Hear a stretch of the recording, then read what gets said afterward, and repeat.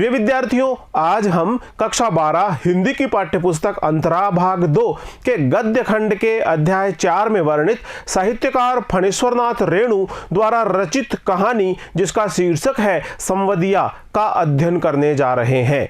कहानी संवदिया के बारे में कुछ चर्चा कर रहे हैं। फणीश्वरनाथ रेणु द्वारा रचित संवदिया कहानी में मानवीय संवेदना की गहन एवं विलक्षण पहचान प्रस्तुत हुई है। यह जो कहानी हम पढ़ने जा रहे हैं जिसका शीर्षक है संवदिया, इस कहानी में मानवीय संवेदना की गहन एवं विलक्षण पहचान प्रस्तुत हुई है। संवदिया से आशय है संवाद वाहक, संवाद को लाने और ले जाने का काम करने वाला व्यक्ति, संदेश वाहक, संवाद वाहक संवदिया कहलाता है। असहाय और सहनशील नारी मन के कोमल तंतु की, उसके दुख और करुणा की, पीड़ा तथा यातना की ऐसी सूक्ष्म पकड़ फणीश्वरनाथ रेणु जैसे आत्मा के शिल्पी द्वारा ही संभव है। साहित्यकार फणीश्वरनाथ रेणु को आत्मा का शिल्पी कहा गया है क्योंकि आपके द्वारा मानव मन की, मानव हृदय की सूक्ष्मतम भावनाओं का बहुत ही कुशलतापूर्वक चित्रण किया गया है। बहुत ही मार्मिक एवं कुशलतापूर्वक आपने मानव मन की भावनाओं को उकेरा है। हरगोविंद संवदिया की तरह अपने अंचल के दुखी, विपन्न, बेसहारा, बड़ी बहुरिया जैसे पात्रों का संवाद लेकर रेणु पाठकों के सम्मुख उपस्थित होते हैं। इसमें हरगोविंद जो संवदिया की भूमिका में है, संवदिया से आशय है संवाद ले जाने वाले व्यक्ति की भूमिका में है जिसका नाम है हरगोविंद। हरगोविंद संवदिया की तरह अपने अंचल के दुखी, विपन्न और बेसहारा बड़ी बहुरिया जैसे पात्रों का, बड़ी बहुरिया, बड़ी बहू, पुत्रवधू, बड़ी पुत्रवधू, जिस प्रकार के पात्रों का संवाद लेकर, इनका संदेश लेकर, इनका संवाद लेकर रेणु पाठकों के सम्मुख उपस्थित होते हैं। रेणु ने बड़ी बहुरिया की पीड़ा को, उसके भीतर के हाहाकार को संवदिया कहानी के माध्यम से अपनी पूरी सहानुभूति प्रदान की है। साहित्यकार फणीश्वरनाथ रेणु ने बड़ी बहुरिया इस पात्र की पीड़ा को और उसके भीतर के हाहाकार को, जो वेदना, जो दर्द, जो कष्ट, जो पीड़ा बड़ी बहुरिया सह रही थी, उन सभी भावनाओं को फणीश्वरनाथ रेणु ने संवदिया के माध्यम से अपनी पूरी सहानुभूति प्रदान की है। लोक भाषा की नींव पर खड़ी संवदिया कहानी पहाड़ी झरने की तरह गतिमान है। जिस प्रकार पहाड़ी झरना निरंतर प्रवाहित होता रहता है, पूरी गति के साथ प्रवाहित होता रहता है, उसी प्रकार से लोक भाषा की नींव पर खड़ी संवदिया कहानी, जिसमें लोक भाषा का प्रयोग किया गया है, जिसमें लोक आंचलिक शब्दों का प्रयोग किया गया है, इस प्रकार लोक आंचलिक शब्दों का प्रयोग से यह गुथी हुई, यह लोक भाषा की नींव पर खड़ी संवदिया कहानी पहाड़ी झरने की तरह निरंतर प्रवाहमान हो रही है, निरंतर गतिमान हो रही है, निरंतर प्रवाहित हो रही है। उसकी गति, लय, प्रवाह, संवाद और संगीत पढ़ने वाले के रोम रोम में झंकृत होने लगता है। जो भी पाठक इस कहानी को पढ़ता है, इस कहानी की गति, इस कहानी की लय, प्रवाह, संवाद और इसका संगीत पढ़ने वाले पाठक के रोम रोम में झंकृत होने लगता है और पाठक पूरी तरह से इस कहानी के भाव के साथ में अपना जुड़ाव कर लेता है। तो आइए पढ़ते हैं संवदिया कहानी। इस कहानी के लेखक का नाम है फणीश्वरनाथ रेणु। फणीश्वरनाथ रेणु द्वारा रचित कहानी संवदिया। हरगोविंद को अचरज हुआ तो आज भी किसी को संवदिया की जरूरत पड़ सकती है। हरगोविंद को अचरज हुआ, अचरज से आशय है आश्चर्य हुआ। हरगोविंद को आश्चर्य हुआ, और किस बात का आश्चर्य हुआ? हरगोविंद को इस बात का आश्चर्य हुआ कि आज भी, आज के जमाने में भी किसी व्यक्ति को संवदिया की जरूरत पड़ सकती है। संवदिया से आशय है संवाद वाहक, संदेश वाहक, संवाद को, संदेश को एक स्थान से दूसरे स्थान पर ले जाने वाला व्यक्ति। तो क्या आज के जमाने में जहां पर गांव-गांव में डाक घर खुल गए हैं, जहां चिट्ठी पत्री का आना जाना बहुत सहज और आसान हो गया है, जहां देश विदेश में भी समाचार बहुत ही सुगमता और शीघ्रता से भेजे जा सकते हैं, ऐसी स्थिति में, ऐसे जमाने में क्या संवादिया की आवश्यकता है, इसकी जरूरत पड़ सकती है। इस जमाने में जबकि गांव-गांव में डाकघर खुल गए हैं, जबकि गांव-गांव में डाकघर खुल गए हैं, डाक आने और डाक को भिजवाने की व्यवस्थाएं बहुत सुगम हो गई है। संवादिया के मार्फत संवाद क्यों भेजेगा कोई?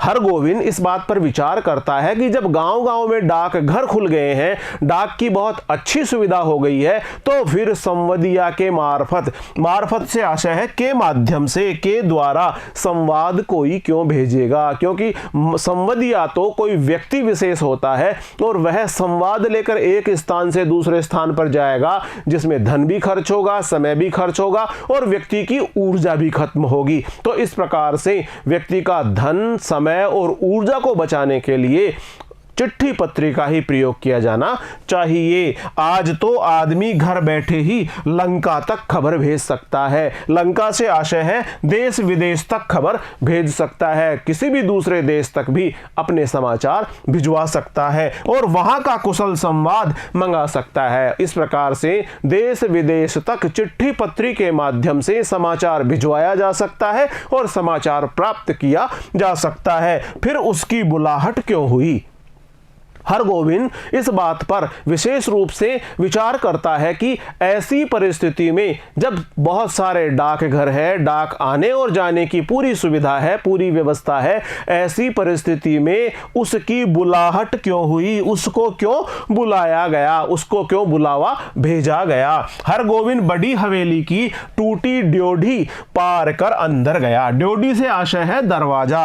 हवेली का जो टूटा हुआ दरवाजा था, जो टूटी हुई ड्योढ़ी थी, उसको पार कर हरगोविंद हवेली के अंदर गया। सदा की भांति उसने वातावरण को सूंघकर संवाद का अंदाजा लगाया। वातावरण को सूंघकर कि संवाद किस प्रकार का है, मीठा और सुखद संवाद है अथवा कड़वा अथवा बेरुखा संवाद है, वह वातावरण को सूंघकर उस संवाद के बारे में अनुमान लगाने लगा, अंदाजा लगाने लगा। निश्चय ही कोई गुप्त समाचार ले जाना है। उसे ऐसे लगा मानो या निश्चित रूप से कोई गुप्त समाचार लेकर जाना है, गोपनीय समाचार लेकर जाना है। चांद सूरज को भी नहीं मालूम हो, और इतना गोपनीय समाचार कि चांद और सूरज को भी इसकी खबर न हो, चांद और सूरज को भी इसकी जानकारी न हो।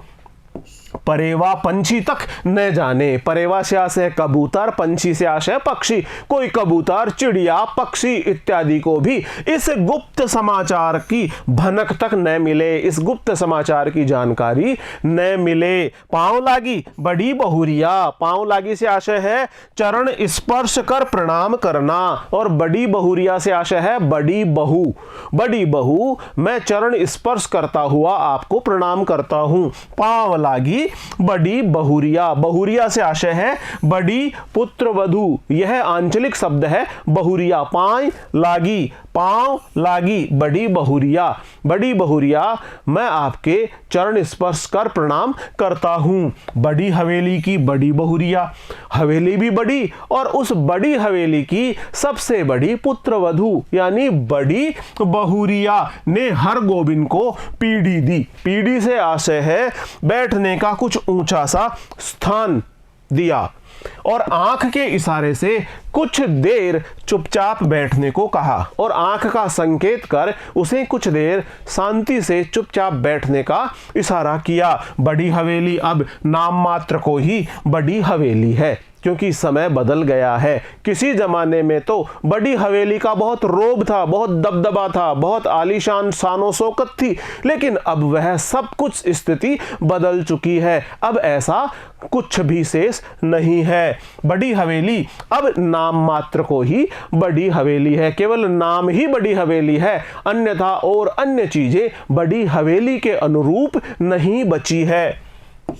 जहां दिन रात नौकर नौकरानियों और जन मजदूरों की भीड़ लगी रहती थी। जब बड़ी हवेली पूरी शानो शौकत में होती थी, तब वहां पर नौकर नौकरानियों की और जन मजदूरों की भीड़ लगी रहती थी, उनका आना और जाना लगा रहता था। वहां आज हवेली की बड़ी बहुरिया अपने हाथ में सूपा में अनाज लेकर फटक रही है। समय का बदलाव इस प्रकार से हुआ है कि जो बड़ी हवेली नौकर चाकर और विभिन्न प्रकार के मजदूरों और लोगों के आने जाने से रौनक में रहा करती थी, आज वह पूरी तरह से स्थिति बदल गई है। और बड़ी बहुरिया इस बड़ी हवेली की जो बड़ी पुत्रवधू है, वह अपने हाथ में सूपा लेकर, सूपा से आशय है अनाज साफ करने का उपकरण, अनाज को फटकने वाला छाजला लेकर वह अनाज को फटक रही है, अनाज को साफ कर रही है। इन हाथों में सिर्फ मेहंदी लगाकर ही गांव की नायन परिवार पालती थी। इन हाथों से आशय है बड़ी बहुरिया के हाथों में, बड़ी बहुरिया के बड़ी पुत्रवधू के हाथों में कभी मेहंदी लगाकर ही उस गांव की नाइन, जो नाई परिवार है, बाल काटने का काम करता है, वह गांव का जो नाई परिवार है, गांव की जो नाइन है, वह बड़ी बहुरिया के हाथों में मेहंदी लगाकर ही इतना धनराशि प्राप्त कर लेती थी कि उसका परिवार आसानी से पाला जा सके। कहाँ गए वे दिन, हर गोविंद ने लंबी सांस ली। हर गोविंद ने हवेली के पिछले खुशनुमा दिनों को याद करते हुए कहाँ गए वे दिन, इस प्रकार से विचार करते हुए गहरी सांस ली। बड़े भैया के मरने के बाद ही जैसे सब खेल खत्म हो गया। खेल खत्म हो गया से आशय है सब नष्ट हो गया, सब बर्बाद हो गया। कब नष्ट हो गया? जब बड़े भैया स्वर्ग सिधार गए। बड़े भैया के मरने के बाद जो हवेली में सबसे बड़े भैया थे वे स्वर्ग सिधार गए। उसके पश्चात सब कुछ खत्म हो गया। तीनों भाइयों ने आपस में लड़ाई झगड़ा शुरू किया और उसके पश्चात तीनों भाई आपस में लड़ाई झगड़ा करने लगे, दो आपस में लड़ने झगड़ने लगे। रैयतों ने जमीन पर दावा करके दखल किया और इस प्रकार से जो रैयतें थी, रैयतों से आशीर्वाद है प्रजाजन, यानी जमींदारी प्रथा में जो किसान कार्य कर रहे थे, जो खेती कर रहे थे उन जमीनों पर, उन्होंने ही उन जमीनों पर अपनी दखल देकर उन पर कब्जा कर लिया। फिर तीनों भाई गांव छोड़कर शहर में जा बसे और तीनों भाइयों ने वह गांव छोड़ दिया और वे शहर में जाकर बस गए। रह गई बड़ी बहुरिया। बड़ी बहुरिया ही उस बड़ी हवेली में रह गई क्योंकि उनके पति की मृत्यु हो चुकी थी। कहां जाती बेचारी, और जाती भी तो कहां जाती, जाती भी तो किसके साथ जाती। भगवान भले आदमी को ही कष्ट देते हैं, भगवान भले आदमी को ही कष्ट देते हैं। नहीं तो 1 घंटे की बीमारी में बड़े भैया क्यों मरते। बड़े भैया को जो बीमारी हुई थी, 1 घंटे ही बीमार वो रहे थे कि उसके पश्चात उनकी मृत्यु हो गई थी। हर गोविंद कहते हैं कि भगवान अच्छे लोगों को ही कष्ट देते हैं, नहीं तो 1 घंटे की बीमारी में ही बड़े भैया मरने वाले तो नहीं थे। बड़ी बहुरिया की देह से जेवर खींच छीन कर बंटवारे की लीला हुई थी और बड़े भैया की मृत्यु के पश्चात बड़ी हवेली में बंटवारे की लीला हुई और इस बंटवारे की लीला में बड़ी बहुरिया यानी बड़ी पुत्रवधू के शरीर से, देह से आशय है शरीर से, जेवर जो भी आभूषण थे, जो गहने थे, सोने चांदी इत्यादि के जो जेवर थे, आभूषण थे, उनको खींचकर छीनकर बंटवारे की लीला हुई। बंटवारा का नाटक किया गया। हरगोविंद ने देखी है और हरगोविंद इस बात का साक्षी है, उसने देखा है अपनी आंखों से द्रौपदी चीर हरण लीला। जिस प्रकार महाभारत काल में द्रौपदी का चीर हरण हुआ था, इस प्रकार इस काल में भी हरगोविंद ने अपनी आंखों से द्रौपदी चीर हरण लीला देखी है। इसका आशय यह है कि हरगोविंद ने बड़ी बहुरिया की के साथ किए गए अपमान को देखा है। बनारसी साड़ी को 3 टुकड़े करके बंटवारा किया था। निर्दय भाइयों ने, बिना दया वाले, दया से रहित क्रूर हृदयी भाइयों ने बनारसी साड़ी को 3 टुकड़ों में फाड़कर उसका बंटवारा किया था। बेचारी बड़ी बहुरिया, बेचारी बड़ी पुत्रवधू क्या करती। गांव की मोदियाइन बूढ़ी न जाने कब से आंगन में बैठकर बड़बड़ा रही थी। मोदियाइन से आशय है गांव की एक ऐसी वृद्ध महिला जो गांव में दुकान चलाया करती थी, सामान खरीदा और बेचा करती थी। वह मोदियाइन वहां पर न जाने कब से आंगन में बैठकर बड़बड़ा रही थी। बड़बड़ाने से आशय है क्रोध में भरकर लगातार बोलते रहना, कुछ भी जो मन में आए वह बोलते रहना। उधार का सौदा खाने में बड़ा मीठा लगता है, और वह बोल रही थी कि उधार का सौदा, उधार का सामान खाने में तो बड़ा मीठा लगता है, और दाम देते समय मोदियाइन की बात कड़वी लगती है, और जब उसका पैसा चुकाने का समय आता है तब उस पैसे को मांगने वाली मोदियाइन की बात बड़ी कड़वी लगती है। उधार का सौदा तो मीठा लगता है, लेकिन उसको चुकाने के समय मोदियाइन की बात कड़वी लगती है। मैं आज दाम लेकर ही उठूंगी, मैं आज दाम वसूल करके ही उठूंगी। इस प्रकार गांव में दुकानदारी करने वाली मोदियाइन, जिसने पहले उधार में सामान दिया था, वह बड़ी बहुरिया से पैसे का तगादा कर रही है, और वह कह रही है कि आज तो मैं पैसा प्राप्त करके ही इस आंगन को छोड़ूंगी। बड़ी बहुरिया ने कोई जवाब नहीं दिया। बड़ी बहुरिया ने कोई जवाब नहीं दिया। हरगोविंद ने फिर लंबी सांस ली, और हरगोविंद ने एक लंबी सी सांस खींची। जब तक यह मोदियाइन आंगन से नहीं टलती, बड़ी बहुरिया हरगोविंद से कुछ नहीं बोलेगी। हरगोविंद ने सोचा कि जब तक ये मोदियाइन इस आंगन से नहीं टलेगी, टलती से आशय है यहां से नहीं जाएगी, जब तक ये यहां से नहीं जाएगी तब तक बड़ी बहुरिया हरगोविंद से कुछ भी बात नहीं करेगी, उससे बात भी नहीं करेगी। वह अब चुप नहीं रह सका, और इस प्रकार अब हरगोविंद चुप नहीं रह सका। मोदियाइन का कि बाकी बकाया वसूलने का ये काबुली कायदा तो तुमने खूब सीखा है।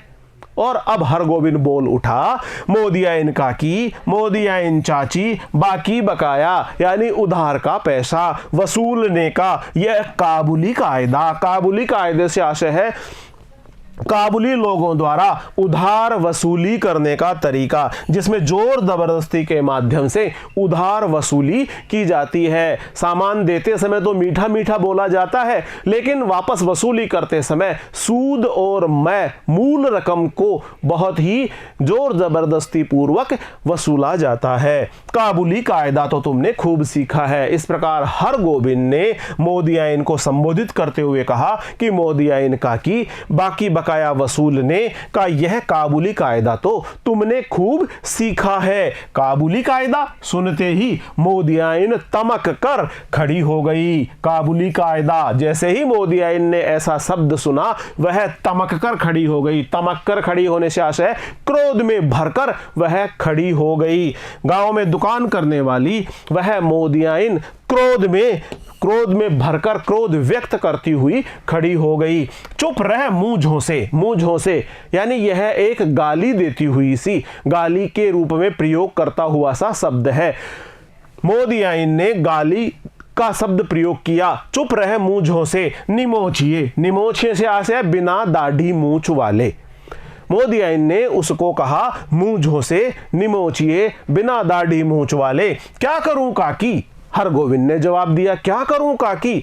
इस पाठ में संवाद शैली का बहुत ही बेहतरीन प्रयोग किया गया है। क्या करूं काकी? भगवान ने मूंछ दाढ़ी दी ही नहीं, न काबुली आगा साहब की तरह गुलजार दाढ़ी। और गुलजार से आशय है खूब फली फूली अत्यधिक बालों वाली, और न ही काबुली आगा साहब की तरह गुलजार ढाडी। जिस प्रकार से काबुली आगा साहब की दाढ़ी में खूब सारे बाल थे, बहुत गुलजार ढाडी थी, बहुत भरे भरे बालों वाली दाढ़ी थी, भगवान ने दाढ़ी मूछ दी ही नहीं। हरगोविंद ने फिर से काबुली वाले का नाम ले दिया। फिर काबुली का नाम लिया तो जीभ पकड़कर खींच लूंगी। मोदी आई ने क्रोध में तमतमाते हुए कहा कि फिर अगर काबुली वाले का नाम लिया तो जीभ पकड़कर खिंचवा लूंगी। हरगोविंद ने जीभ बाहर निकाल कर दिखलाई। हरगोविंद ने भी अपनी जीभ बाहर तक निकाल कर दिखलाई और बोला, अर्थात खींच लो, यानी इस जीभ को खींच करके दिखाओ।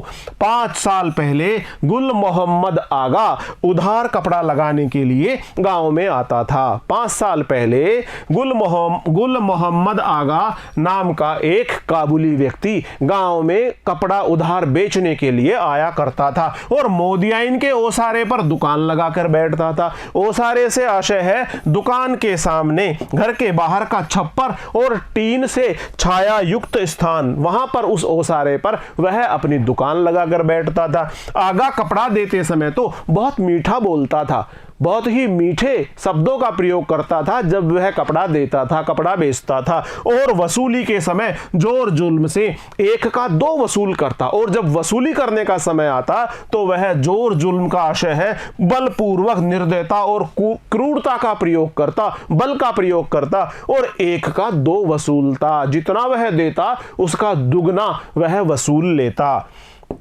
एक बार कई उधार लेने वालों ने मिलकर काबुली की ऐसी मरम्मत कर दी कि फिर लौटकर वह गांव में नहीं आया। काबुली की मरम्मत कर दी से आशय उसकी पिटाई कर दी।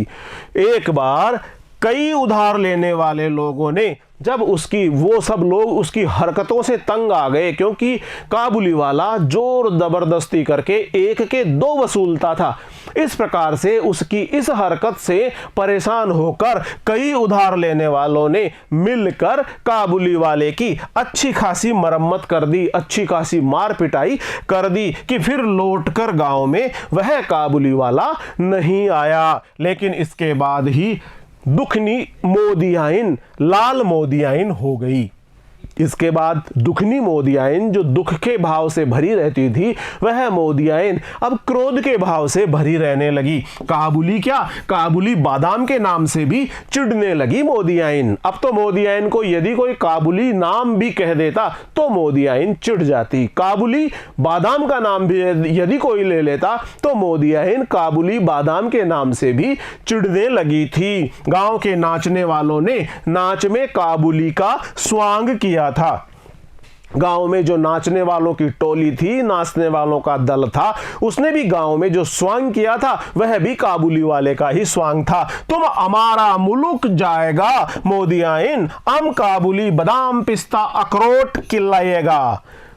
इस प्रकार से तुम हमारा मुल्क से आसे है वतन, हमारे देश में, तुम हमारे देश में जाएगा मोदियाइन, मानी हम काबुली बादाम पिस्ता अखरोट खिलाएगा, हम तुमको काबुली बादाम पिस्ता और अखरोट खिलाएगा। मोदियाइन बड़बड़ाती गाली देती हुई चली गई तो बड़ी बहुरिया ने हरगोविंद से कहा। जब मोदियाइन उस बड़ी हवेली के आंगन से चली गई, उसके पश्चात बड़ी बहुरिया ने हरगोविंद से बात करना प्रारंभ किया। हरगोविंद भाई, तुमको एक संवाद ले जाना है, तुमको एक समाचार लेकर जाना है, तुमको एक संदेश लेकर जाना है। संवाद से आशय है संदेश, एक संदेश लेकर जाना है। आज ही बोलो जाओगे न? आज ही बोलो जाओगे न? हरगोविंद ने कहा, कहां जाना है? मेरी मां के पास। बड़ी बहुरिया ने कहा, मेरी मां के पास। हरगोविंद बड़ी बहुरिया की छल छलाई आंखों में डूब गया। बड़ी बहुरिया के हृदय में बहुत कष्ट है, बहुत पीड़ा है, बहुत वेदना है, बहुत दर्द है, और इस प्रकार से उसके हृदय की पीड़ा, वेदना, कष्ट और दर्द का भाव उसकी आंखों में आंसुओं के माध्यम से उभर आया। और जैसे ही हरगोविंद बड़ी बहुरिया की छल छलाई आंखों में डूब गया, कहिए क्या संवाद है, कहिए क्या समाचार है, कहिए क्या संदेश है। संवाद सुनाते समय बड़ी बहुरिया सिसकने लगी। सिसकने लगी से आशय यह है, बड़ी बहुरिया अपने हृदय की पीड़ा और वेदना से बहुत अधिक घायल होकर सिसकने लगी, वह रोने सी लगी। हरगोविंद की आंखें भी भर आई। हरगोविंद की आंखें भी भर आई। आंखें भर आने से आशय आंखों में आंसू आ गए। हरगोविंद ने भी उसकी पीड़ा को थोड़ा बहुत महसूस किया और हरगोविंद की आंखें भी भर आई। बड़ी हवेली की लक्ष्मी की पहली बार इस तरह सिसकते देखा है।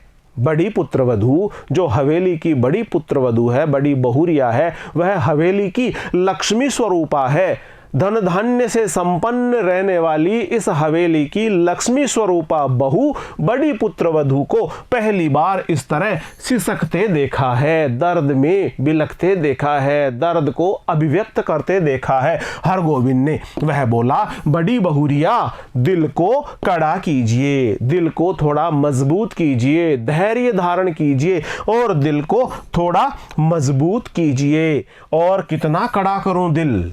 बड़ी बहुरिया ने कहा, और कितना कड़ा करूं दिल?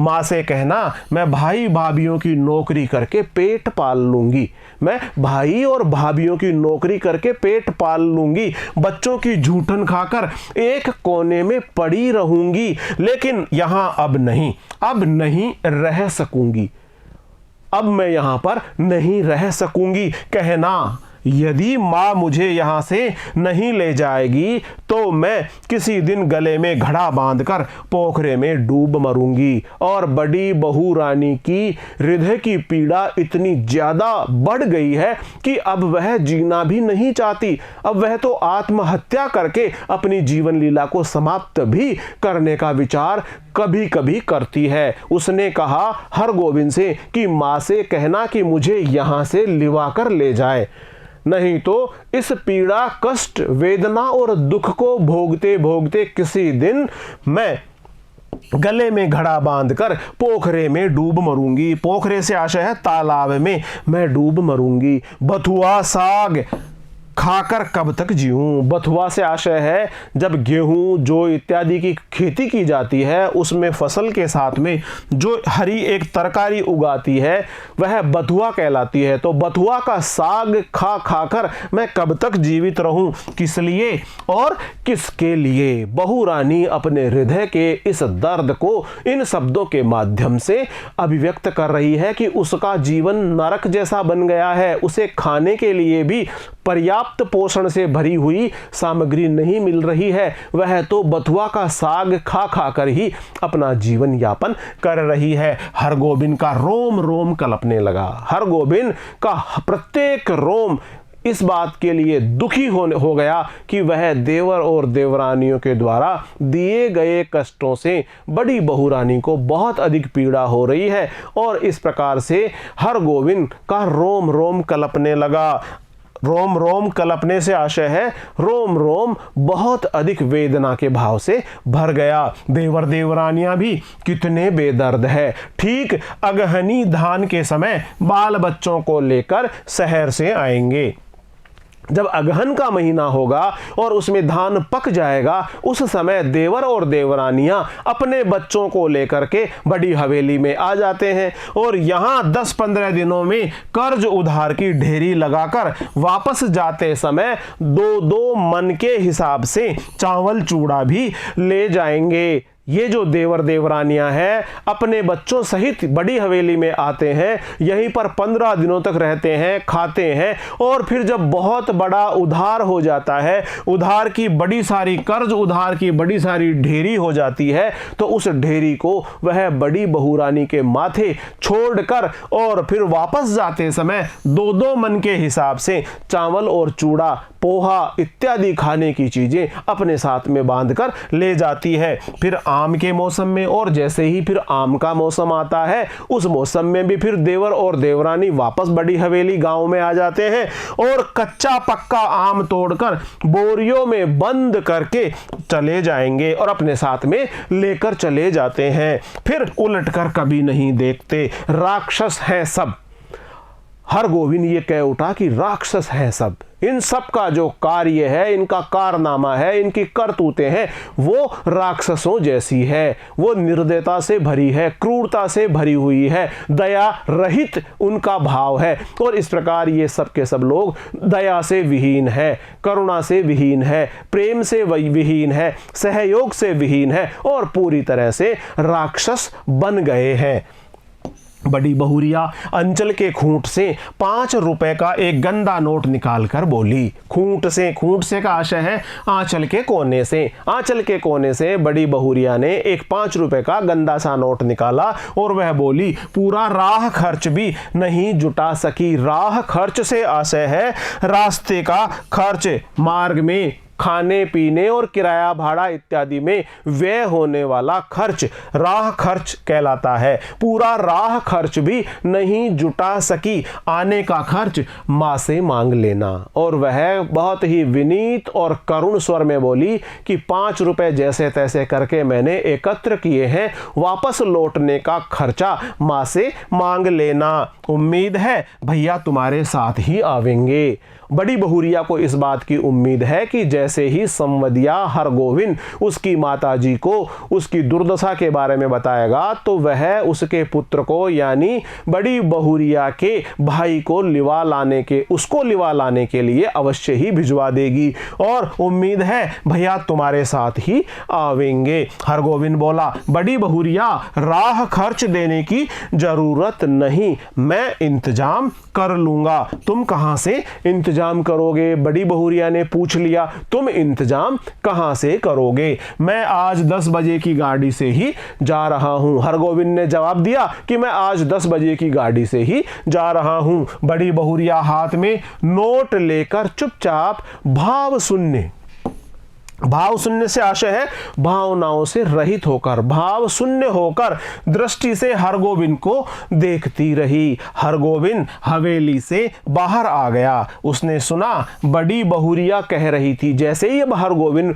बड़ी हवेली से बाहर निकल रहा था तभी उसके कानों में आवाज आ रही थी। वह सुन रहा था। बड़ी बहुरिया ऐसा कह रही थी, मैं तुम्हारी राह देख रही हूं, मैं तुम्हारी प्रतीक्षा कर रही हूं, मैं तुम्हारी बाट जोह रही हूं। प्रतीक्षा करना, मैं तुम्हारी राह देख रही हूं से आशय मैं तुम्हारी प्रतीक्षा कर रही हूं, तुम्हारी राह देख रही हूं, तुम्हारी बाट जो रही हूं। संवदिया अर्थात संदेश वाहक।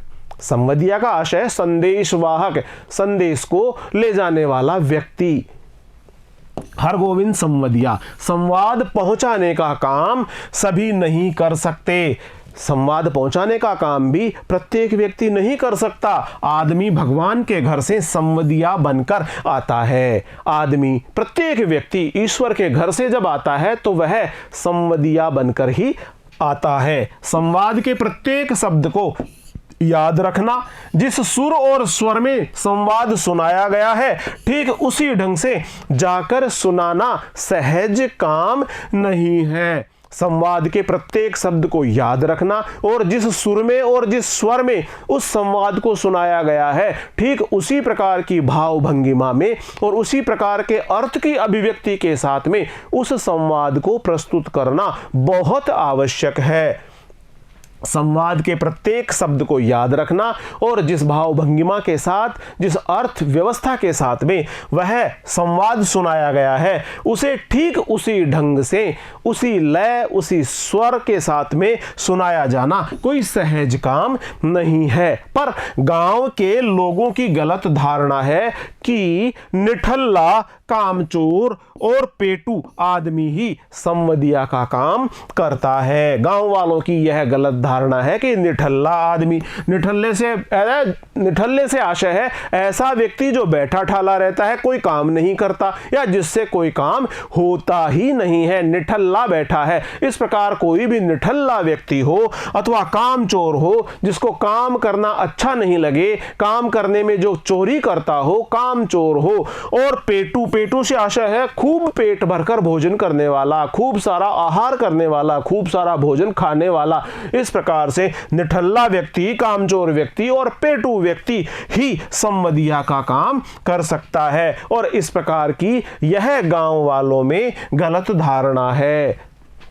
न आगे नाथ न पीछे पगहा। इस कहावत का यह अर्थ है जिसे कोई रोक टोक करने वाला न हो, यानी परम स्वतंत्र, आगे नाथ न पीछे पगहा, बिना मजदूरी लिए ही जो गांव गांव संवाद पहुंचावे, उसको और क्या कहेंगे औरतों का गुलाम।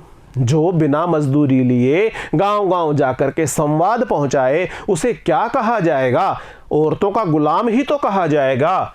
जरा सी मीठी बोली सुनकर ही नशे में आ जाए। किसी भी महिला ने थोड़ा सा मीठा स्वर क्या बोल दिया कि बस उसकी मीठी वाणी सुनकर ही व्यक्ति नशे में आ जाए। ऐसे मर्द को भी भला मर्द कहेंगे, भला ऐसे व्यक्ति को भी मर्द कहना क्या उचित होगा। किंतु गांव में कौन ऐसा है जिसके घर की माँ, बेटी, बहू, बेटी का संवाद हरगोविंद ने नहीं पहुंचाया है। लेकिन हरगोविंद ने उस गांव की प्रत्येक माँ, बहू और बेटी का संवाद आसपास में जहां भी उसको संवाद लेकर जाना होता था वहां तक अवश्य ही पहुंचाया है। लेकिन ऐसा संवाद वह पहली बार लेकर जा रहा है, वह ऐसा संवाद पहली बार ले जा रहा है। वह हरगोविंद जिस प्रकार का संवाद लेकर जा रहा था, बड़ी बहुरिया के हृदय की पीड़ा को अपने साथ संवाद के रूप में लेकर जा रहा था।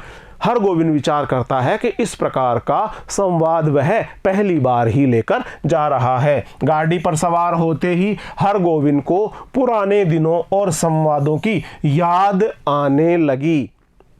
जैसे ही हरगोविंद गाड़ी में सवार हुआ, गाड़ी में बैठा, गाड़ी चली, उसके पश्चात उसे पुराने दिनों की याद आने लगी और पुराने संवादों की भी याद आने लगी। एक करुण गीत की भूली हुई कड़ी फिर उसके कानों के पास गूंजने लगी। कड़ी से आशय है पंक्ति, एक पुरानी भूली हुई पंक्ति, पुराने एक गीत की पंक्ति उसको फिर से याद आने लगी। पैया पड़ो दाढ़ी धरूं, हमारो संवाद ले ले जाहू रे संवदिया। और इस प्रकार से यह पैया पड़ूं दाढ़ी धरूं, पैया पड़ूं दाढ़ी धरूं से मैं पैरों पड़ती हूँ, दाढ़ी का स्पर्श करती हूँ, मनुहार करती हूँ, तुम हमारा संवाद लेकर जाओ रे, हे संवाद वाहक, हे संदेश वाहक। बड़ी बहुरिया के संवाद का प्रत्येक शब्द उसके मन में कांटे की तरह चुभ रहा था। किसके भरोसे यहां रहूंगी, किसके भरोसे यहाँ रहूंगी, इस प्रकार से बहुत ही पीड़ा, दर्द और वेदना के भाव से भरा हुआ यह संवाद का स्वर हरगोविंद के मन में चुभ रहा था। एक नौकर था, वह भी कल भाग गया, एक नौकर था वह भी कल भाग गया। गाय खूंटे से बंधी भूखी प्यासी हिकर रही है, हिकर से आशय है रंभा रही है, आवाज दे रही है, रंभा रंभा कर पुकार रही है। वह खूंटे से बंधी है, उसको भी चारा पानी की जरूरत है और वह भी लगातार चारा पानी की पुकार कर रही है, उसके लिए रंभा करके आवाज दे रही है। मैं किसके लिए इतना दुख झेलूं और इतना दुख मैं किसके लिए झेलूं। हरगोविंद ने अपने पास बैठे हुए एक यात्री से पूछा, क्यों भाई साहब, थाना बिंगपुर में डाकगाड़ी रुकती है या नहीं। हरगोविंद ने पास बैठे हुए एक सज्जन से पूछ ही डाला कि थाना बिंगपुर में डाकगाड़ी से आशय है मेल ट्रेन रुकती भी है अथवा नहीं रुकती। यात्री ने मानो कुड़कर कहा, कुड़कर कहा से आशय है थोड़ा सा नाराज होकर कहा, थोड़ा रुष्ट होकर कहा, थाना बिहपुर में सभी गाड़ियां रुकती है। थोड़ा नाराज होकर कुड़ते हुए उस यात्री ने जवाब दिया कि थाना बिंगपुर में सभी गाड़ियां रुकती है। हरगोविंद ने भांप लिया से आशय इस बात का अनुमान लगा लिया, अंदाजा लगा लिया कि यह आदमी चिड़चिड़े स्वभाव का है, इससे कोई बातचीत नहीं जमेगी, यानी अब इससे लगातार कोई आगे बातचीत किया जाना ठीक नहीं होगा। वह फिर बड़ी बहुरिया के संवाद को मन ही मन दोहराने लगा, लेकिन संवाद सुनाते समय वह अपने कलेजे को कैसे संभाल सकेगा। बड़ी बहुरिया संवाद कहते समय जहां जहां रोई है वहां वह भी रोएगा। इस प्रकार से जिस भाव में, जिस सुर में, जिस स्वर में, जिस भाव भंगिमा के साथ में बड़ी बहुरिया ने वह संवाद हरगोविंद के साथ भिजवाया था, हरगोविंद अब ऐसा विचार कर रहा है कि क्या वह उस संवाद को वहां पर ठीक प्रकार से उसी हाव भाव और भाव भंगिमा के साथ में प्रस्तुत कर भी पाएगा अथवा नहीं। कटिहार जंक्शन पहुंचकर उसने देखा 15-20 साल में बहुत कुछ बदल गया है। अब हरगोविंद कटिहार जंक्शन पहुंच गया। जंक्शन से आशय है जहां दो अलग अलग दिशाओं की रेल लाइनें मिलती है, उस स्थान को जंक्शन कहा जाता है। अलग अलग दिशाओं से आने वाली रेल लाइनें जिस स्थान पर मिलती है वह जंक्शन कहलाता है। तो कटिहार जंक्शन पहुंचकर उसने देखा 15-20 साल में बहुत कुछ बदल गया है। समय बदल रहा है, जमाना बदल रहा है, विकास की ओर गतिमान हो रहा है और इस प्रकार से कटिहार जंक्शन पर भी उसने विकास होते हुए देखा है। अब स्टेशन पर उतरकर किसी से कुछ पूछने की कोई जरूरत नहीं है। गाड़ी पहुंची और तुरंत भोंपे से आवाज अपने आप निकलने लगी। जैसे ही गाड़ी वहां पहुंची ठीक उसी समय भोंपे से, यह भी आंचलिक शब्द है, भोंपे से आशय है लाउड स्पीकर से, ध्वनि विस्तारक यंत्र के उपकरण से आवाज अपने आप निकलने लगी। थाना बिंगपुर, खगड़िया और बरौनी जाने वाले यात्री 3 नंबर प्लेटफॉर्म पर चले जाएं। प्लेटफॉर्म से आशय है वह स्थान, रेलवे स्टेशन का वह स्थान जहां गाड़ियां रुकती है और सवारियों को चढ़ाती है, उतारती है, उस स्थान को स्टेशन प्लेटफॉर्म कहा जाता है। इस प्रकार जो भी यात्री थाना बिंगपुर, खगड़िया और बरौनी की ओर यात्रा करना चाहते हैं वे प्लेटफॉर्म नंबर 3 पर चले जाएं। गाड़ी लगी हुई है, गाड़ी लगी हुई से आशय है वहां पर रेलगाड़ी खड़ी हुई है। हरगोविंद प्रसन्न हुआ। कटिहार पहुंचने के बाद ही मालूम होता है कि सचमुच सुराज हुआ है। सुराज से आशय है कि प्रगति हुई है, अच्छा राज आ गया है, अब प्रगति हो रही है। उसके पहले कटिहार पहुंचकर किस गाड़ी में चढ़े और किधर जाएं, इस पूछताछ में ही कितनी बार उसकी गाड़ी छूट गई है। अन्यथा इससे पहले तो उसे गाड़ी के हर बार पूछताछ करनी पड़ती थी और यह पूछताछ भी समय से नहीं हो पाती थी। कई बार तो ऐसा हुआ है कि उसकी गाड़ी भी इसी पूछताछ करने के चक्कर में छूट चुकी थी। गाड़ी बदलने के बाद फिर बड़ी बहुरिया का करुण मुखड़ा उसकी आंखों के सामने उभर गया। हरगोविंद भाई, मां से कहना भगवान ने आंखें फेर ली लेकिन मेरी मां तो है। मां से कहना कि भगवान ने आंखें फेर ली लेकिन मेरी मां तो अभी जीवित है। किस लिए, किसके लिए? मैं बथुआ साग खाकर कब तक जीऊं, मैं कब तक बथुआ साग खाऊं। यानी बड़ी बहुरिया को खाने के लिए पौष्टिक आहार नहीं मिलता और वह इस बात के लिए भी अपने आप को बहुत ज़्यादा कष्टपूर्ण स्थिति में पाती है। वह कहती है कि कब तक मैं बथुआ साग खाकर जीवित रहूं। थाना बिंगपुर स्टेशन पर गाड़ी पहुंची तो हरगोविंद का जी भारी हो गया। जी भारी हो जाना, मन में बहुत अधिक दुख होना। इसके पहले भी कई भला बुरा संवाद लेकर वह इस गांव में आया है। कभी ऐसा नहीं हुआ उसके पैर गांव की ओर बढ़ ही नहीं रहे थे।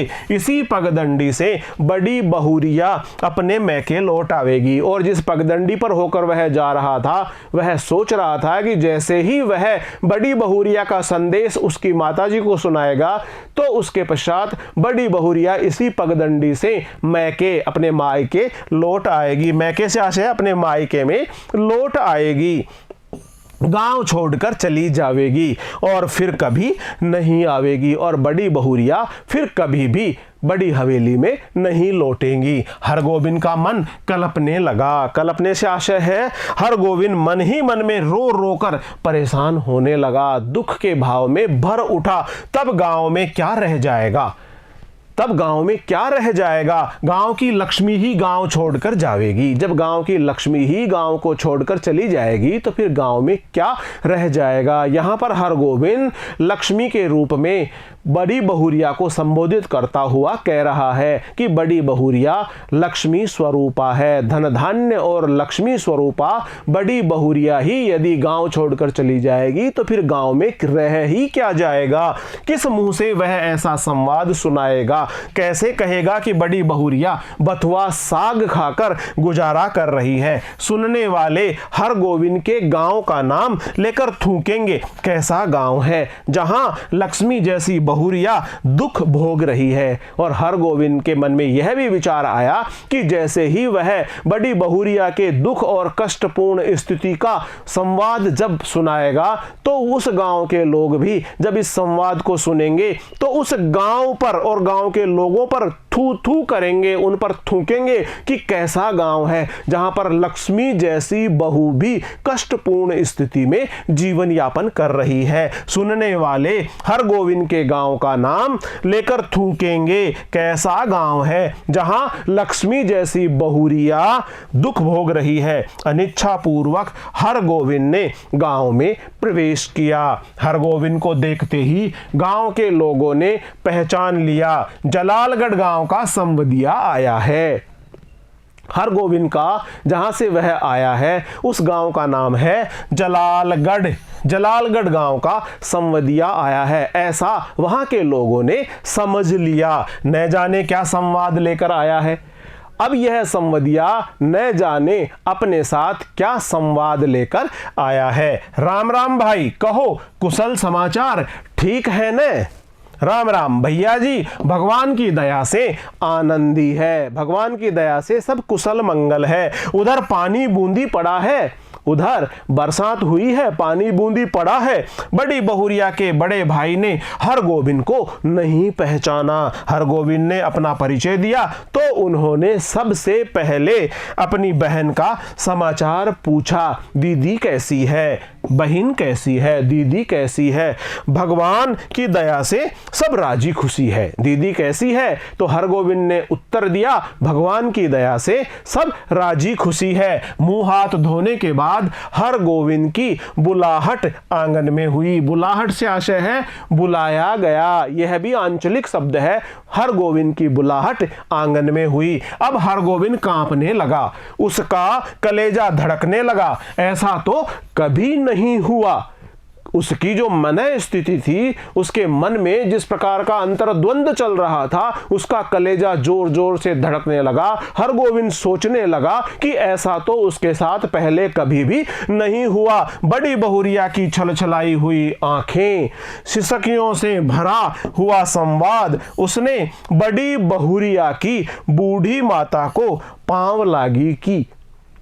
हर गोविंद ने बड़ी बहुरिया की माताजी की पांव लागी की। पांव लागी से आशय पांव में स्पर्श करके प्रणाम किया। बूढ़ी माता ने पूछा, कहो बेटा क्या समाचार है? कहो बेटा क्या समाचार है? माई जी, हर गोविंद ने जवाब दिया, माई जी, माता जी, आपके आशीर्वाद से सब ठीक है। कोई संवाद? हर गोविंद माता जी के चरण स्पर्श करने के पश्चात वह आपस में बातचीत कर रहे हैं। बूढ़ी माता ने पूछा, कहो बेटा क्या समाचार है? तब हरगोविंद ने कहा, माई जी, आपके आशीर्वाद से सब ठीक है। माताजी ने पूछा, कोई संवाद, कोई संदेश वहां का? संवाद जी, संवाद तो कोई नहीं। हरगोविंद ने जवाब दिया कि संवाद तो कोई भी नहीं है। मैं कल सिरसिया गांव आया था तो सोचा कि एक बार चलकर आप लोगों का दर्शन कर लूं। और इस प्रकार हरगोविंद ने कोई संवाद न होने की बात कह दी। बूढ़ी माता हरगोविंद की बात सुनकर कुछ उदास सी हो गई। तो तुम कोई संवाद लेकर नहीं आए हो? तुम किसी प्रकार का कोई संदेश लेकर नहीं आए हो? जी नहीं, कोई संवाद नहीं। हरगोविंद ने भी जवाब दिया, जी नहीं, कोई संदेश नहीं। ऐसे बड़ी बहुरिया ने कहा है कि यदि छुट्टी हुई तो दशहरा के समय गंगा जी के मेले में आकर मां से भेंट मुलाकात कर जाऊंगी। और अपनी ओर से जोड़ते हुए ही हरगोविंद ने संवाद को तो छुपा लिया और ऐसा कहा कि बड़ी बहुरिया ने ऐसा कहा है कि यदि छुट्टी हुई तो दशहरा के समय गंगा जी के मेले में आकर माँ से मिल जाऊंगी, माँ से भेंट मुलाकात कर जाऊंगी। बूढ़ी माता चुप रही। हरगोविंद बोला, छुट्टी कैसे मिले? अब हरगोविंद ने बात आगे बढ़ाई। वह बोला, छुट्टी कैसे मिले?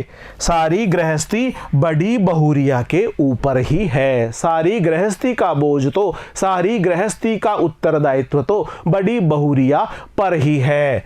बूढ़ी माता बोली, मैं तो बबुआ से कह रही थी कि जाकर दीदी को लिवा लाओ, यहीं रहेगी। माताजी ने कहा कि मैं तो बबुआ से कह रही थी, बबुआ से आशय है पुत्र से, जो उसका बेटा है उससे कह रही थी कि दीदी को जाकर लिवा लाओ, अब वह यहीं रहेगी। वहां अब क्या रह गया है? जमीन जायदाद तो सब चली ही गई। तीनों देवर अब शहर में जाकर बस गए हैं, कोई खोज खबर भी नहीं लेते। मेरी बेटी अब अकेली है।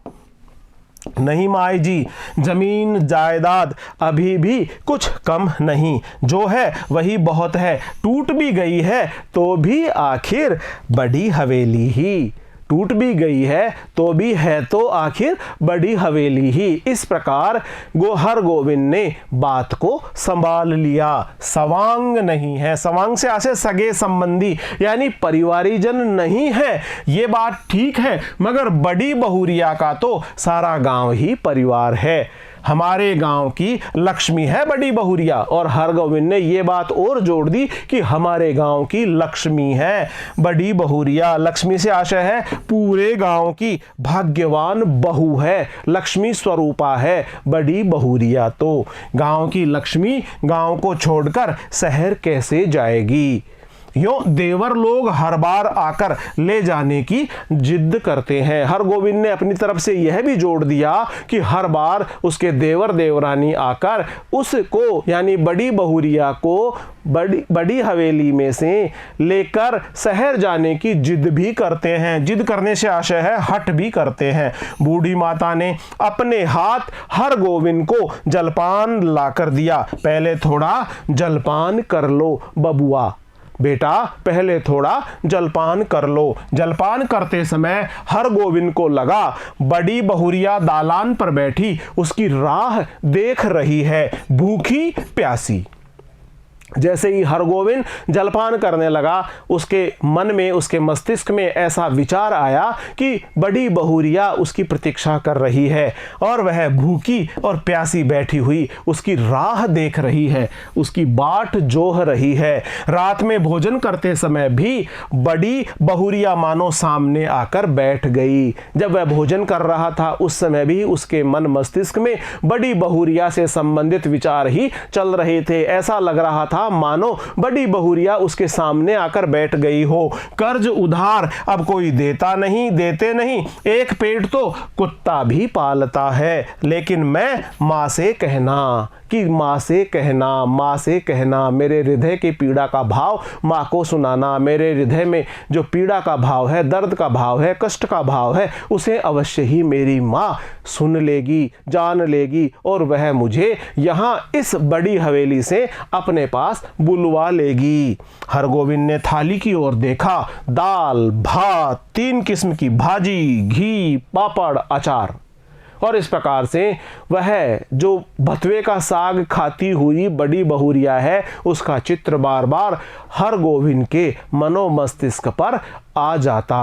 और उसके सामने जो थाली पड़ी थी उसमें दाल, भात, 3 किस्म की भाजी, घी, पापड़ और अचार परोसे हुए थे। बड़ी बहुरिया बथुआ साग उबाल कर खा रही होगी। फिर उसके मन पर वही स्मृति आती है कि बड़ी बहुरिया तो बथुआ साग उबाल कर खा रही होगी।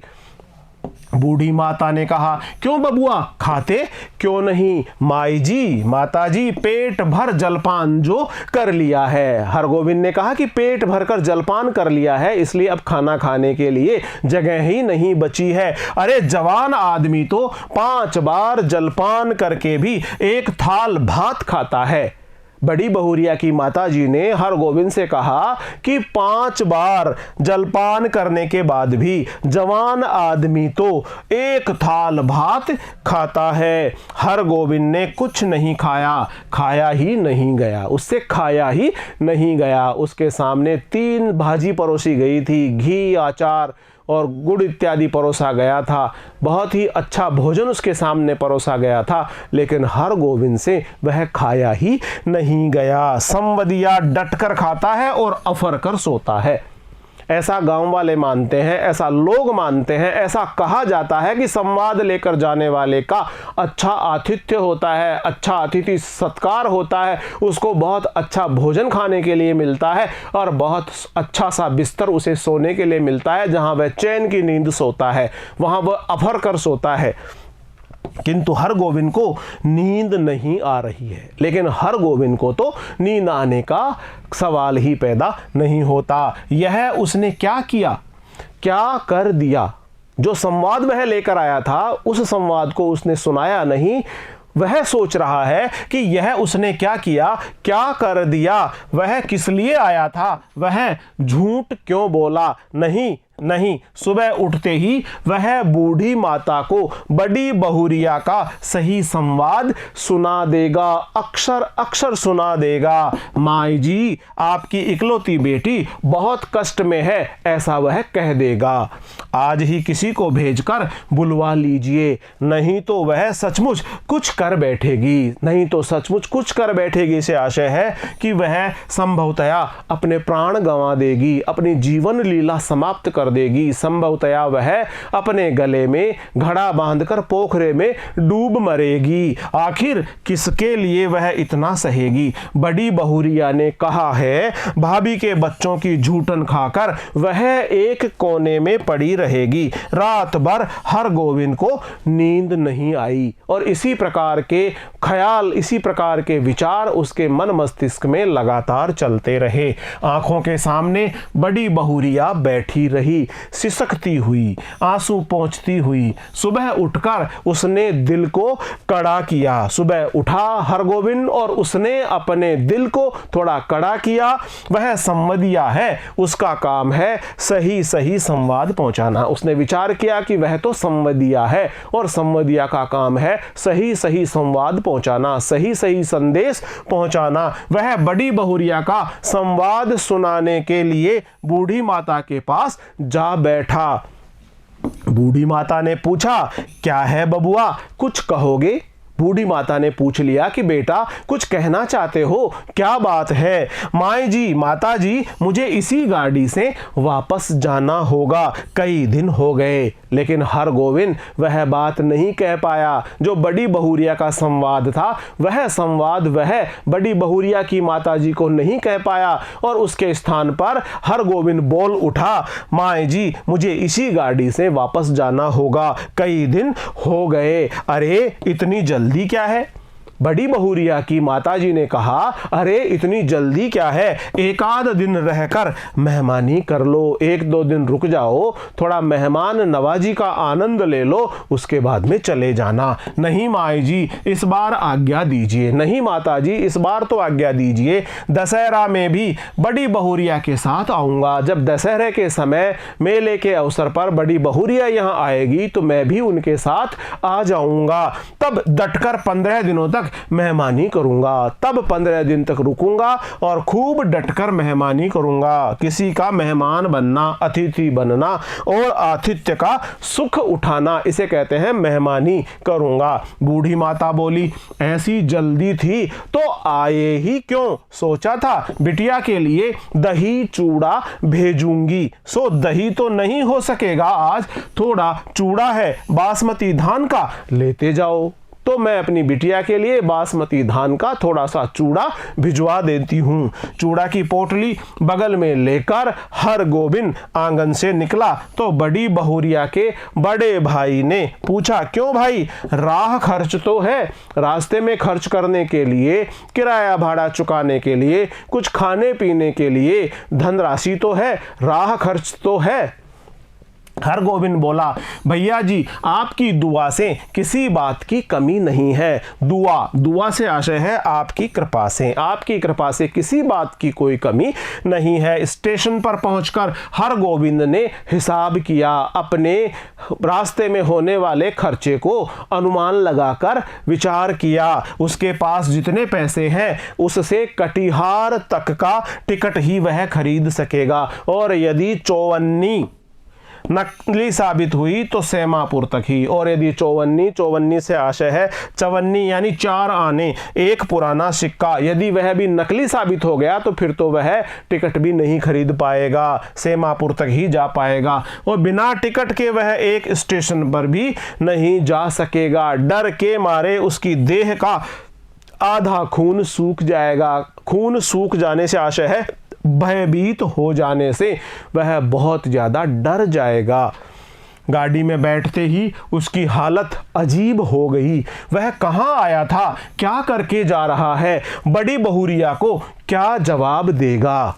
यदि गाड़ी में निर्गुण गाने वाला सूरदास नहीं आता तो न जाने उसकी क्या हालत होती। उसके मन मस्तिष्क में बार बार यही प्रश्न उठ रहा था कि वह यहाँ क्यों आया था, संवाद देने ही तो आया था, फिर उसने संवाद दिया क्यों नहीं, और उसने ये क्या कर दिया, और अब वह बड़ी बहुरिया को क्या जवाब देगा। जैसे ही वह गाड़ी में बैठा तो निर्गुण गाने वाला एक सूरदास, जो अंधा एक सूरदास था, जो गाने गा करके लोगों का मनोरंजन किया करता था, वह गीत गाने लगा, और वो अगर नहीं आता तो न जाने उसकी क्या हालत होती। यानी वह लगातार बड़ी बहुरिया के इन प्रश्नों के जंजाल में ही उलझा रहता। सूरदास के गीतों को सुनकर उसका जी स्थिर हुआ, और सूरदास जो गीत गा रहे थे, थोड़ा की आहो रामा नहरा को सुख सपन भयो, अब पीहर का जो सुख है अब स्वप्न बन गया है। देश पिया को डोलिया चली, और मेरी जो डोली है वो पिया के देश में चली गई है। भाई रोवो मती यही कर्म की गति, और भाई कोई भी मत रोवो, कोई भी दुख मत करो, क्योंकि यही तो कर्मों की गति है। सूरदास चला गया तो उसके मन में बैठी हुई बड़ी बहुरिया फिर रोने लगी। जो बड़ी बहुरिया के विचार उसके मन में फिर से आने लगे, किसके लिए इतना दुख सहूं। 5 बजे भोर में वह कटिहार स्टेशन पहुंचा। भोर का समय था, अल सुबह का समय था, प्रातःकाल का समय था। वह कटिहार स्टेशन पर पहुंचा। भोपे से आवाज आ रही थी, भोपे से आशय है ध्वनि विस्तारक यंत्र से आवाज आ रही थी, लाउड स्पीकर से आवाज आ रही थी। बैरगादी, कुसियार और जलालगढ़ जाने वाले यात्री 1 नंबर प्लेटफॉर्म पर चले जाएं। हरगोविंद को जलालगढ़ जाना है, किंतु वह 1 नंबर प्लेटफॉर्म पर कैसे जाएगा, उसके पास तो कटिहार तक का ही टिकट है। जलालगढ़ 20 कोस, बड़ी बहुरिया राह देख रही होगी। 20 कोस की मंजिल भी कोई दूर की मंजिल है, वह पैदल ही चला जाएगा। उसके जेब में पैसा नहीं था, टिकट खरीद नहीं सकता था। उसने विचार किया कि 20 कोस की मंजिल कोई बहुत लंबी, बहुत दूर की मंजिल नहीं है, वह तो पैदल ही चला जाएगा। 20 कोस से आशय है 40 मील की दूरी, और मंजिल से आशय है गंतव्य स्थल। उसका गंतव्य स्थल कोई बहुत दूर नहीं है, वह वहां तक चला जाएगा। हरगोविंद महावीर विक्रम बजरंगी का नाम लेकर पैदल ही चल पड़ा। महावीर विक्रम बजरंगी से आशय है वह महावीर विक्रम से भरे हुए हनुमान जी का नाम लेकर के अब हरगोविंद वहां से रवाना हो गया। वह पैदल ही चल पड़ा। 10 कोस तक वह मानो बाई के झोंके पर रहा। 10 कोस तक वह चला, बहुत उत्साह के अंदर चलता रहा, जल्दी जल्दी वह चलता रहा, उत्साह के झोंके में चलता रहा। कस्बा शहर पहुंचकर उसने पेट भर पानी पी लिया। पोटली से आशय है जो वो गठरी लाया था, में नाक लगाकर उसने सूंघा। आहा, बासमती धान का चूड़ा है, माँ की सौगात से आशय है भेंट बेटी के लिए, और यह माँ की ओर से बेटी के लिए भेजी गई सौगात है। नहीं, वह इससे एक मुट्ठी भी नहीं खा सकेगा। किंतु वह क्या जवाब देगा बड़ी बहुरिया को? फिर से वह इस बात पर विचार करने लगा कि वह बड़ी बहुरिया को क्या जवाब देगा। उसके पैर लड़खड़ाए। अभी वह कुछ नहीं सोचेगा, अभी सिर्फ चलना है, जल्दी पहुंचना है गांव में। उसने फिर अपने आप को तैयार किया कि अभी ज्यादा विचार नहीं करना, ज्यादा नहीं सोचना, अभी तो उसे चलना है और गांव पहुंचना है। बड़ी बहुरिया की डबडबाई हुई आंखें उसको गांव की ओर खींच रही थी। डबडबाई से आशय है आंसुओं से भरी हुई आंखें उसको गांव की ओर खींच रही थी। मैं बैठी राह ताकती रहूंगी, मैं तुम्हारी प्रतीक्षा करती रहूंगी, मैं तुम्हारा इंतजार करती रहूंगी। 15 को उस माँ से कहना अब नहीं रह सकूंगी। 16, 17, 18 और जलालगढ़ स्टेशन का सिग्नल दिखलाई पड़ता है और धीरे धीरे वह जलालगढ़ गांव के निकट आ पहुंचता है। गांव का ताड़ सिर ऊंचा करके उसकी चाल को देख रहा है। गांव में जो ताड़ का वृक्ष है वह भी अब उसको दिखाई पड़ रहा है और ताड़ के वृक्ष को अब वह भी दिखाई पड़ रहा है। यानी उसका गांव जो जलालगढ़ है वह नजदीक आ गया है। उसी ताड़ के नीचे बड़ी हवेली के दालान पर चुपचाप टकटकी लगाकर राह देख रही है बड़ी बहुरिया। भूखी प्यासी हमरो संवाद ले जाहू रे संवदिया, और ऐसा वह कह रही होगी। लेकिन यह कहाँ चला आया हरगोविंद? यह कौन गांव है? पहली सांझ में ही अमावस्या का अंधकार। हरगोविंद इस गांव में तो सायंकाल होते ही ऐसे लग रहा है मानो अमावस्या का सा अंधकार हो गया हो। सांझ में ही अमावस्या का सा अंधकार हो गया है। सायंकाल के संध्या काल के समय ही अमावस्या का सा अंधकार हो गया है। किस राह से वह किधर जा रहा है कुछ पता ही नहीं पड़ रहा, समझ ही नहीं पा रहा हरगोविंद। नदी है, कहां से आ गई नदी? नदी नहीं, खेत है। और इस प्रकार से वह बहुत ही विचित्र मानसिक मनोदशा में फंस जाता है। ये झोंपड़े हैं या हाथियों का झुंड? ताड़ का पेड़ किधर गया? वह राह भूलकर न जाने कहां भटक गया। और इस प्रकार उसके मन में उठने वाले विभिन्न प्रकार के इन प्रश्नों के उत्तर खोजते उधेड़ते बुनते ही वह राह में न जाने कहां खो गया। इस गांव में आदमी नहीं रहते क्या? कहीं कोई रोशनी नहीं, किससे पूछे? कहां वह रोशनी है या आंखें? वह खड़ा है या चल रहा है? वह गाड़ी में है या धरती पर है? उसे कुछ भी होश नहीं हो रहा है कि वह चल रहा है अथवा गाड़ी में बैठा है अथवा धरती पर है। उसकी स्थिति क्या है? हरगोविंद भाई आ गए, हरगोविंद भाई आ गए। बड़ी बहुरिया की बोली या कटिहार स्टेशन का भोपा बोल रहा है। उसके मन में फिर से यह इस प्रकार की ध्वनि गूंज उठी कि जैसे मानो बड़ी बहुरिया उससे पूछ रही हो, हरगोविंद भाई आ गए? संवाद सुना आए? आ गए? वापस लौट आए? हरगोविंद भाई क्या हुआ तुमको? बड़ी बहुरिया। हरगोविंद ने हाथ से टटोल कर देखा, वह बिछावन पर लेटा हुआ है। सामने बैठी छाया को छूकर बोला बड़ी बहुरिया। सामने जो छाया है उसको छूकर बोला बड़ी बहुरिया। हरगोविंद भाई अब जी कैसा है? हरगोविंद भाई अब तबीयत कैसी है? जी कैसा है? लो एक घूंट दूध और पी लो, मुंह खोलो, हाँ पी जाओ पी जाओ। और उसे दूध पिलाया। हरगोविंद होश में आया, बड़ी बहुरिया का पैर पकड़ लिया। बड़ी बहुरिया, और उसने बड़ी बहुरिया के पांव पकड़ लिए और वह बोल उठा, बड़ी बहुरिया मुझे माफ करो, मैं तुम्हारा संवाद नहीं कह सका, मैं तुम्हारा संवाद कहने की हिम्मत नहीं जुटा सका, साहस नहीं जुटा सका।